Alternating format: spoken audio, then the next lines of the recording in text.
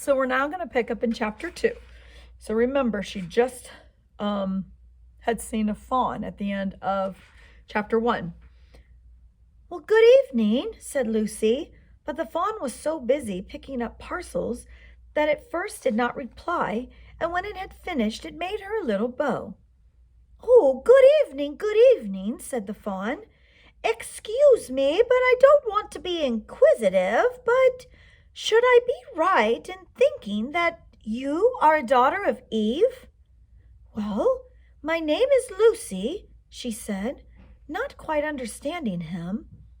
"But you are, oh, forgive me, you are what they call a girl?" asked the fawn. "Well, of course I am a girl," said Lucy. "You are, in fact, human?" "Well, of course I'm human," said Lucy, still a little puzzled. To be sure," said the fawn. "How stupid of me! But I've never seen a son of Adam or a daughter of Eve before, and I am delighted. That is to say," and then it stopped, as if it had been going to say something that it had not intended, but had remembered in time. "Oh, delighted," it went on. "Allow me to introduce myself. My name is Tumnus." "Oh, I am very pleased to meet you, Mr. Tumnus," said Lucy. "And may I ask, oh, Lucy, daughter of Eve," said Mr. Tumnus, "how is it that you have come into Narnia?" "Narnia? Well, what's that?" said Lucy. "Well, this is the land of Narnia," said the fawn. "Where we are now, all that lies between the lamp-post and the great castle of Caer Paravel on the eastern sea. And you have come from the wild woods of the west." I got in through the wardrobe in the spare room," said Lucy. "Oh," said Mr. Tumnus in a rather melancholy voice. "If only I had worked harder at geography when I was a little fawn, I should no doubt know all about these strange countries. Oh, but it is just too late now." "But they aren't countries at all," said Lucy, almost laughing. "It's just only back there. At least, I'm not sure, but it is summer there." "And meanwhile," said Mr. Tumnus, "well, it is winter in Narnia, and it has been for ever so long, and we shall both catch a cold if we stand here talking in the snow.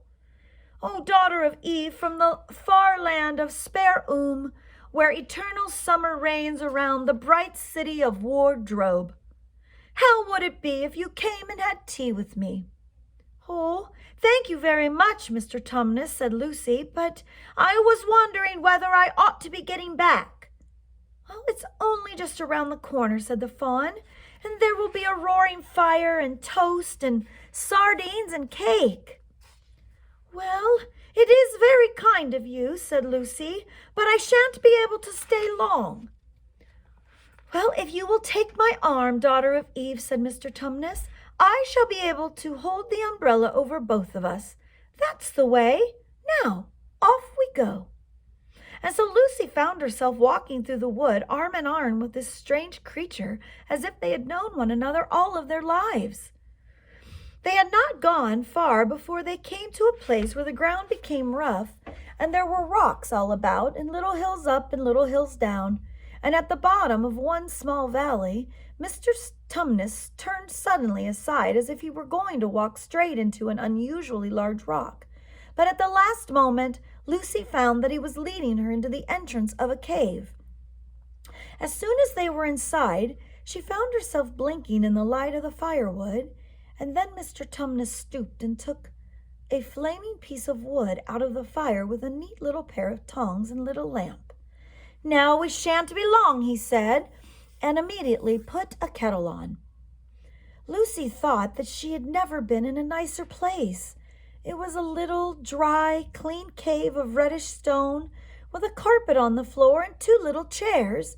"One for me and one for a friend," said Mr. Tumnus, "and a table and a dresser and a mantelpiece over the fire, and above that a picture of an old fawn with a gray beard, and in one corner there was a door which, Lucy thought us must lead to Mr. Tumnus's bedroom, and on one wall was a shelf full of books, and Lucy looked at these while he was setting out tea things.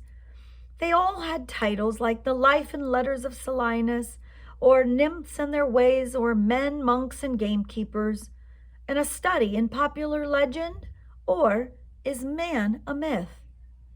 Now, daughter of Eve, said the fawn, and really it was a wonderful tea. There was a nice brown egg lightly boiled in each of them, and then sardines on toast, and then buttered toast, and then toast with honey, and then toast with and then sugar-topped cake. And when Lucy was tired of eating, the fawn began to talk. He had wonderful tales to tell of life in the forest.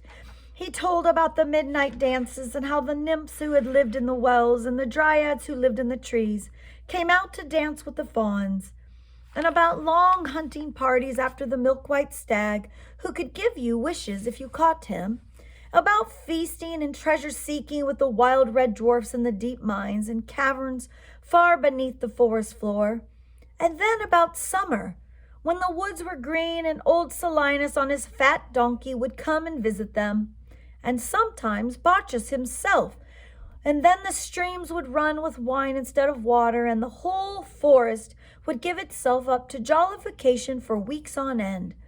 Not that it isn't always winter now, he added gloomily, and then to cheer himself up, he took out from his case on the dresser a strange little flute that looked as if it were made of straw, and he began to play.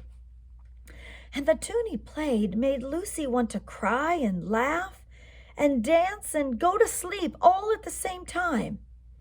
It must have been hours later when she shook herself and said, "Oh, Mr. Tumnus, I am sorry to stop you, but I do love that tune, but really, I must go home.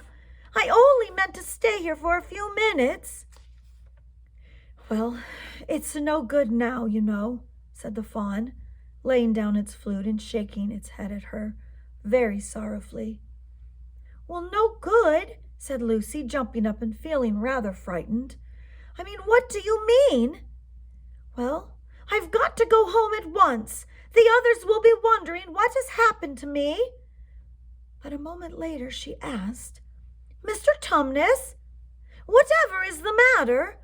For the fawn's eyes had filled with tears, and the tears began to trickle down its cheeks, and soon they were running off its end of its nose, and at last it covered its face with its hands and just began to howl.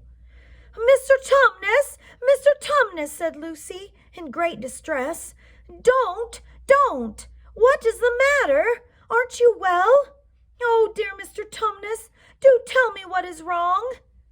But the fawn continued sobbing as if its heart would break. And even when Lucy went over and put her arms around him and lent him her handkerchief, he did not stop. He merely took the handkerchief and just kept on using it, wringing it out with both hands whenever it got too wet to be of any more use. And so presently Lucy was standing there in a damp patch.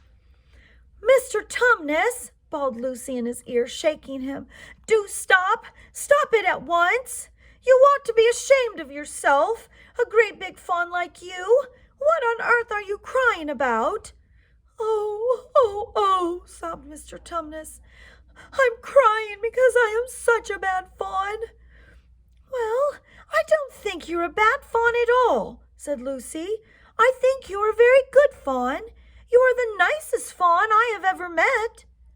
Oh, you wouldn't say that if you knew," replied Mr. Tumnus between his sobs.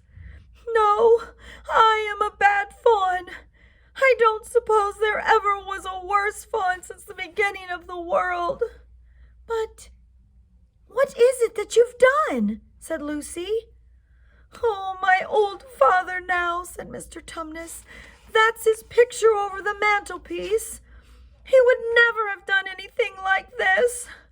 "Well, a thing like what?" asked Lucy. "Oh, like what I've done," said the fawn. "Taken service under the White Witch. Oh, that's what I am. I am in the pay of the White Witch." "Well, the White Witch? Who is she?" "Why, It is she that has got all of Narnia under her thumb. It is she that makes it always winter and never Christmas. Just think of that." "Oh, how awful," said Lucy. "But what does she pay you for?" "And that's the worst of it," said Mr. Tumnus with a deep groan. "I am a kidnapper for her. That's what I am. Look at me, daughter of Eve.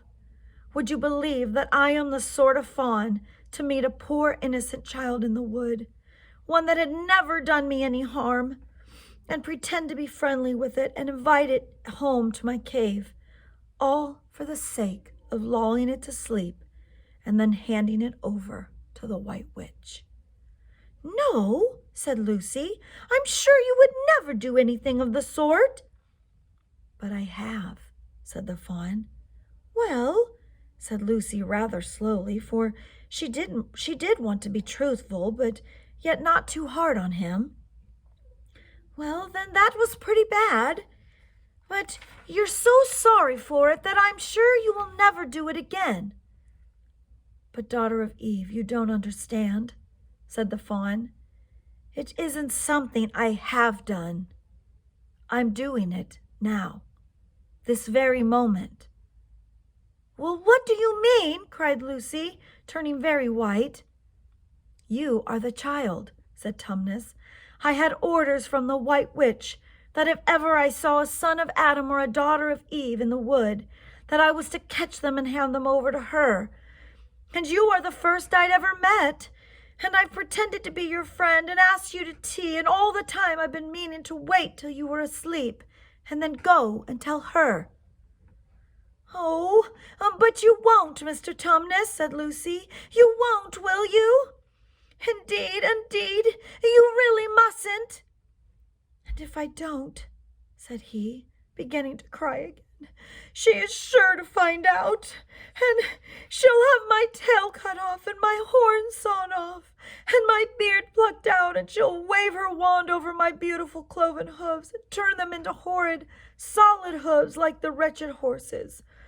And if she is extra and specially angry, she'll turn me into stone, and I shall only be a statue of the fawn in her horrible house until the 4 thrones at Cair Paravel are filled, and goodness knows when that will ever happen, or whether it will ever happen at all." "Oh, I am very sorry, Mr. Tumnus," said Lucy, "but please let me go home." "Oh, of course I will," said the fawn. "Of course, I've got to. I see that now. I hadn't known what humans were like before I met you. Of course, I can't give you up to the White Witch now that I know who you are. But we must be off at once. I'll see you back to the lamp post, and I suppose you can find your way back from there to Spare and Wardrobe." "Oh, I'm sure I can," said Lucy. "So we must go as quietly as we can," said Mr. Tumnus.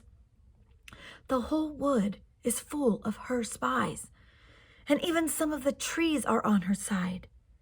So they both got up and left the tea things on the table, and Mr. Tumnus once more put his umbrella and gave Lucy his arm, and they went out into the snow. The journey back was not at all like the journey to the fawn's cave. They stole along as quickly as they could, without speaking a word, and Mr. Tumnus kept to the darkest places. Lucy was relieved when they reached the lamppost again. "So, do you know your way from here, daughter of Eve?" said Tumnus, and Lucy looked very hard between the trees and could just see in the distance a patch of light that looked like daylight. "Yes," she said, "and I can see the wardrobe door." "Then be off home as quick as you can," said the fawn. "And can you ever forgive me for what I meant to do to you?" "Oh, why, of course I can," said Lucy, shaking his hand heartily. "And I do hope you won't get into dreadful trouble on my account." "Farewell, daughter of Eve," said he. "Perhaps, may I keep the handkerchief?" "Rather," said Lucy, and then ran towards a far-off patch of daylight as quickly as her legs would carry her, and presently, instead of rough branches brushing past her, she felt coats, and instead of crunching snow under her feet, she felt wooden boards, and all at once she found herself jumping out of the wardrobe into the same empty room from which the whole adventure had started. She shut the wardrobe door tightly behind her and looked around, panting for breath. It was still raining, and she could hear the voices of the others in the passage. "I am here," she shouted. "I'm here. I've come back. I am all right." So that's the start of chapter 3 then. So now you guys are on your own to finish this. And by chapter 3, you're going to start meeting the White Witch. So it just keeps getting more exciting every chapter that you read. So I hope you guys enjoy it as much as I have. And I can't wait to hear about it.